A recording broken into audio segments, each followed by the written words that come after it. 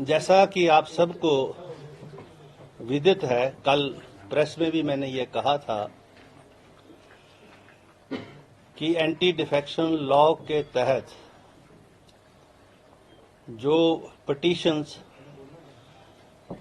6 माननीय विधायकों के खिलाफ हमारे जो कंप्लेनेंट हैं श्री हर्षवर्धन चौहान जी, जो पार्लियामेंट्री अफेयर मिनिस्टर भी हैं, के माध्यम से हमारे सेक्रेटेरिएट को मिली और मुझे नॉट एज ए अध्यक्ष but as a chairman of the tribunal, क्योंकि सुप्रीम कोर्ट का जजमेंट है कि when speaker acts under the 10th schedule then he doesn't enjoys the powers and privileges of speaker, but his position is as a tribunal. This is a tribunal, and here I am in the shape of a tribunal judge or whatever you want to say, and here is the registrar, my secretary.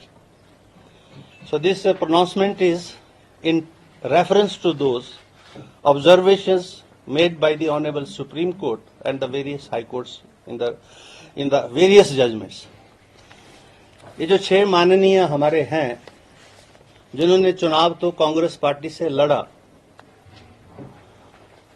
और जो anti defection law के जो provisions है, जो इस petition जो मेरे पास दायर हुई उसके प्रोविजन उन्होंने अपने खिलाफ अट्रैक्ट किए और उसी के ही संदर्भ में ये पिटीशन यहां पर जो है पार्लियामेंट्री अफेयर मिनिस्टर के माध्यम से हुई।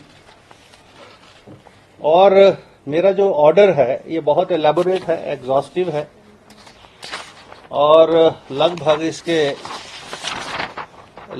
इसके 30 पेज हैं, जिसमें मैंने जो कल माननीय जो हमारे learned advocates from the Supreme court, from the high court for petitioner and respondent appear हुए, उनको मैंने पूरी हियरिंग दी, एग्जॉस्टिव हियरिंग। लॉयर्स जो थे वो बार बार पेशाब करने जा रहे थे, मैं बैठा रहा और मैंने कहा I will be hearing you if you want to continue with your arguments up to 8 o'clock, 9 o'clock, 10 o'clock, 11 o'clock, 12 o'clock. She concluded the arguments at 6 o'clock. It started at 4 o'clock. And one advocate took 1 hour and 10 minutes, the other took nearly 1 hour. Exhaustively they were heard. The record was perused. There was, because Mr. Jain was time and again referring to he should be given more time. There is no need to give more time. Reason being, it is a matter of record. The petition discloses that the 6 members, when the party has issued a whip to them, they defied the whip. And whether it attracts the provisions of the anti-defection law or not, this point I have to see. And it is a matter of a record. The honorable members, they were present here. They have marked their presence in the Vidhan Sabha register that we have seen. That is a part of the record also. And when these cut motions and the demands were put to vote, they were not inside. Yesterday also the finance bill, when it was presented in the House and it was to be passed, they were not there in the House. So they had defied the whip and they have attracted the provisions of the anti-defection law. And the judgment part is, and you can ask further questions also, consequently, after this, I hold that the respondents have incurred disqualification under para 2, 1, clause 1, subclause A of the 10th schedule, and therefore I hold and declare that respondent number 126 ceased to be member of Himachal Pradesh Legislative Assembly with immediate effects. This is the order. They ceased to be the member of this august House, honorable House. Now, the rest of the things, if you want to know much more, then you can ask them. मैं ये कहना चाहूंगा कि मैंने उनको अयोग्य घोषित कर दिया है, अब वो इस माननीय सदन के सदस्य नहीं रहे।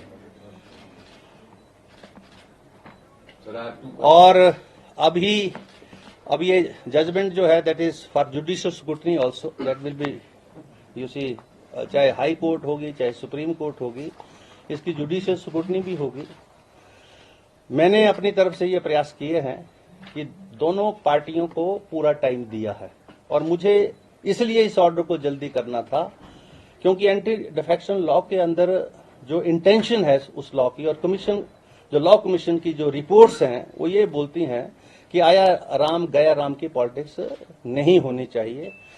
अगर आप एज ए कैंडिडेट जब शपथ लेते हैं और शपथ लेने के बाद किसी पॉलिटिकल पार्टी का कैंडिडेट बनते हैं, तो आपको जो है उसी ही पार्टी और विचारधारा के साथ रहना चाहिए। जिसका दूसरा पार्ट भी है, जिसमें जो है जो प्रोविजन ऑफ व्हिप नहीं है, जो राज्यसभा की वोटिंग है उसमें व्हिप नहीं है, इसलिए मैं उस पार्ट को छेड़ा नहीं। मैंने उस पार्ट पर मैं नहीं गया, मैं सिर्फ उस पार्ट पर गया हूं जो एंटी डिफेक्शन लॉ के प्रोविजन को जो है अट्रैक्ट करता है। वो भी पार्ट जो है उसके ऊपर भी मैंने अपना व्यू पॉइंट दिया इस जजमेंट में कि सुप्रीम कोर्ट उस चीज को भी अच्छे तरीके से दोबारा से देखे, और जो इलेक्शन कमीशन की जो डायरेक्शंस हैं, जिसमें उन्होंने वोट जो है दिखा के डालने की बात कही है, नहीं दिखाएंगे तो इनवैलिड हो जाएगा वोट। लेकिन वोटर तो ठीक है कि वोटर जो है स्वतंत्र होना चाहिए वोट देने के लिए, और उस पर किसी प्रकार का दबाव नहीं होना चाहिए। लेकिन वो जो वोटर है, जो लोकतंत्र प्रजातंत्र की जो मूलभूत नींव है, जहां चुनाव होता है, पार्लियामेंट्री डेमोक्रेसीज और के माध्यम से पार्लियामेंट बनती है, असेंबलीज बनती हैं, वो जो एथिक्स है उसको भी तो जो है उस एथिक्स के अनुरूप भी तो काम करे। वो रिप्रेजेंटेटिव है 80,000 लोगों का, और उन 80,000 में से 40,000 वो लोग हैं जिन्होंने वोट देकर उसको बनाया, और बनाने के बाद जब वो यहां आता है तो वो अपनी मर्जी से वोट डालकर जो है, क्योंकि ये तो दो पॉलिटिकल आइडियोलॉजी की लड़ाई हो रही है, कांग्रेस की हो रही है, भारतीय जनता पार्टी की हो रही है। आप जिस पार्टी से हैं उस पार्टी के जो है उसकी एथिक्स को डिफाई करके आप जो है दूसरे को वोट देते हैं। This is unethical, this is what I have said in the judgement also. The Supreme Court में take a cognizance of that also, but I have mainly touched the other part, जो यहाँ पर जो है whip की उल्लंघना हुई, और व्हिप की उल्लंघना से उन माननीय सदस्यों ने जो है एंटी डिफेक्शन लॉ के जो प्रोविजंस है वो अट्रैक्ट किए, और उनको मैं यहां से बर्खास्त कर रहा हूं इस सदन से। इनके नाम पढ़ देते हैं। ये पिटिशनर हैं श्री चैतन्य शर्मा जी। या लिखिए।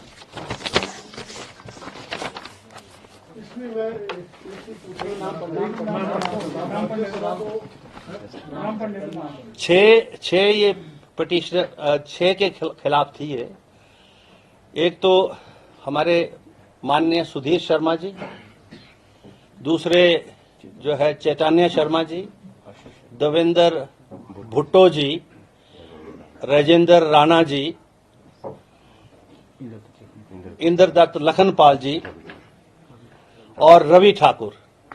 ये जो हैं, ये इन सब का संबंध कांग्रेस पार्टी से है। अगर सर ये नई पार्टी फॉर्म करते हैं और 1/4 इनके साथ एडजस्ट होते हैं, तो ये ऑर्डर इम्प्लीकेबल होगा उस पर? अभी तो ये ऑर्डर जो है, इस ऑर्डर के माध्यम से उनकी सदस्यता रद्द कर दी गई है। अब इस माननीय सदन के वो सदस्य नहीं रहे मेरे ऑर्डर के मुताबिक। हाई कोर्ट क्या बोलती है, सुप्रीम कोर्ट क्या बोलती है, क्योंकि मेरे इस ऑर्डर की भी जुडिशियल स्क्रूटनी है। This order is not in finality, this order is a subject of judicial scrutiny, and if the high court whatever the high court says, there is a supreme court also for that. So ये जब दोनों जगह इसके ऊपर judicially scrutinise होके आएगी, तब ये ऑर्डर इन फाइनलिटी होगा। जब उन्होंने कांग्रेस के खिलाफ वोट नहीं दिया तो एंटी डिफेक्शन कैसे होगा? सिर्फ व्हिप के आधार पर भी एंटी डिफेक्शन? यस, होता है, वही मैंने पढ़ा है, और आप उस लॉ को देख ले। मेरा सवाल था कि क्या उनको भी सुना गया जो अफेक्टेड पार्टी जिसको उनके लॉयर्स थे, क्योंकि उनकी पर्सनल पर्सनल अपीयरेंस के लिए उनको इन्फॉर्म कर दिया उनके व्हाट्सएप के ऊपर जो है क्या मान्य है? मान्य है व्हाट्सएप ईमेल। हमारी विधानसभा जो है, sir listen to me now Bhardwaj ji, हमारी जो मेल है व्हाट्सएप है, नहीं भी मान्य हो, हम ई विधानसभा हैं और अभी एविडेंस एक्ट जो है अमेंड हो गया पार्लियामेंट से, जिसमें 170 के करीब एमपी बाहर किए गए और उस एविडेंस एक्ट में ये बोल दिया कि जो आपकी जो ये मीडिया के अंदर कैमरास के अंदर जो स्टेटमेंट्स है that is also a primary part of the evidence also. When the Supreme Court and the Union of India has amended the Evidence Act and the CRPC and the IPC, then there is no need to ask such kind of a questions. उनकी तरफ से कोई दलील दी गई नाम? उनकी तरफ से बार बार वकील साहब एक ही मुद्दे को बोल रहे हैं, मुझे और टाइम चाहिए और टाइम चाहिए। मैंने कितना टाइम चाहिए आपको? क्योंकि ये इशू तो ये है कि चुनी हुई लोगों के द्वारा मेजॉरिटी की सरकार, जिसको सत्ता 5 वर्ष के लिए सौंपी गई है, आपका जो एक्ट एंड कंडक्ट आपके क्लाइंट्स का है, क्या वो जो लोगों की मंशा है उसके अनुरूप है या नहीं है? मुझे तो सिर्फ ये विषय देखने हैं यहाँ पर। आप ये चुनी हुई सरकार लोगों की सरकार है, हिमाचल प्रदेश के लोगों की सरकार है, 5 वर्ष के लिए इसको मैंडेट मिला है। 40 लोग जो हैं कांग्रेस पार्टी से जीत के आए हैं, और अगर वो आया राम गया राम की या खरीदो फरोख्त की या करप्शन की पॉलिटिक्स करते हैं, this part I have to see as a speaker, because I have to dispense a justice to everybody and to the Himachal Pradesh as a whole also, not to the BJP and not to the Congress party. आपसे ये सवाल पूछने के लिए इसका जवाब मिल सकता है कि विप की सर्विस उनको कैसे हुई या कैसे, मतलब क्या व्यवस्था? उनको विप की सर्विस हुई, वो कैसे होती है जी, थोड़ा ये पता चल रहा है। उनको उनके सिग्नेचर हैं, रिकॉर्ड पर है, जजमेंट के ऊपर रिकॉर्ड लगा, उन्होंने सिग्नेचर किए हैं पार्टी मीटिंग्स में, they were present in the party meetings and here also.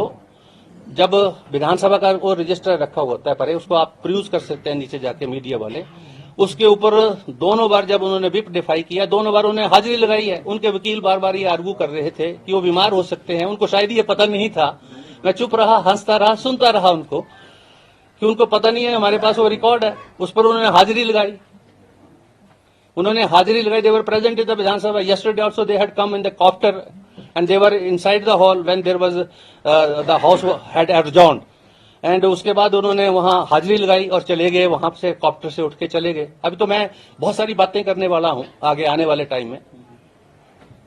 खरीद फरोख्त का जिक्र करें, क्या खरीद फरोख्त के भी कोई? मैं ये कह रहा हूं कि एंटी डिफेक्शन लॉ की मंशा ये है कि खरीदो फरोख्त की राजनीति ना हो, भ्रष्टाचार ना हो। मैं ये बोल रहा हूँ, this is what I am saying.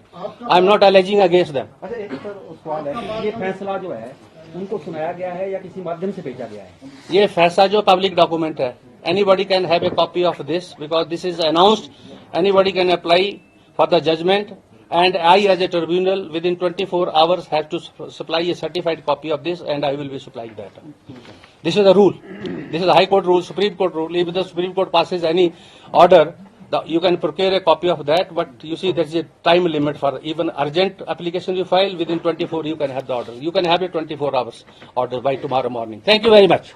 हमसे जुड़े रहने के लिए हमारे YouTube चैनल को सब्सक्राइब करें और नई वीडियो की नोटिफिकेशन के लिए बेल आइकॉन को दबाएं।